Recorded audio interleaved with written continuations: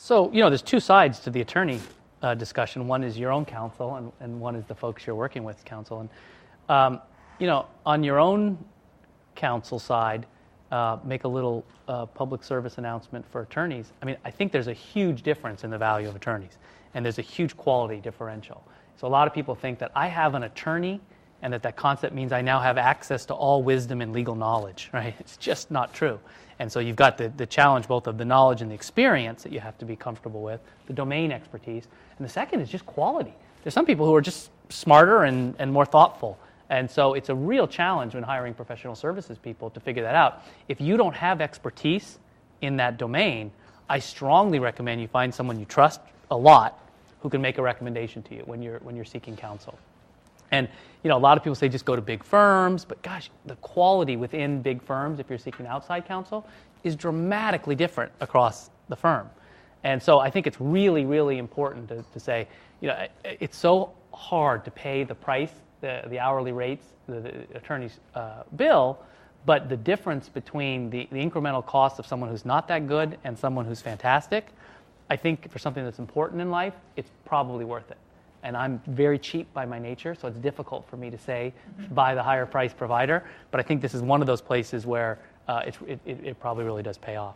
So, but in terms of picking someone outside of the quality, again, subject matter expert, domain, and then I make sure you find people you're comfortable working with. The biggest part of that is trust, because attorneys oftentimes have to give you a perspective that you don't want to hear. They have to tell you sometimes your position's not strong, you're not going to be able to achieve what you want to achieve.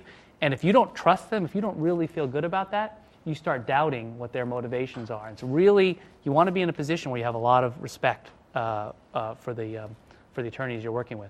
So that would be one. In terms of other people's attorneys, I've had a couple nightmare cases. One particular one with an acquisition we did about a year ago, where we dealt with an attorney who was the college roommate of the founder of the company that we were buying. And a good friend, although they're no longer friends. Sad story. This negotiation broke up a friendship virtually, because the person came in with a completely unrealistic set of expectations about what they would achieve in this deal, and we did a terrible job of addressing that misaligned expectation directly up front. And I think that one of the things on all kinds of deals, this is particularly true for M&A deals, attorneys, but if someone comes out and they're representing a position that's completely untenable, you have to have the comfort that you can walk away from a deal. And if you don't have that comfort, if you feel you have to get it done and someone's being unreasonable, it just feeds on their willingness to be and their desire to be unreasonable if they can tell you don't feel flexible walking away. And so I, a lot of times, in the intent to get a deal done, counsel our team to walk away. With my belief, it's the best single thing we can do to make a deal eventually happen is to walk away now and signal at the back, you're being completely unreasonable, and that'll never happen. And you should do it politely and give them a way to come back.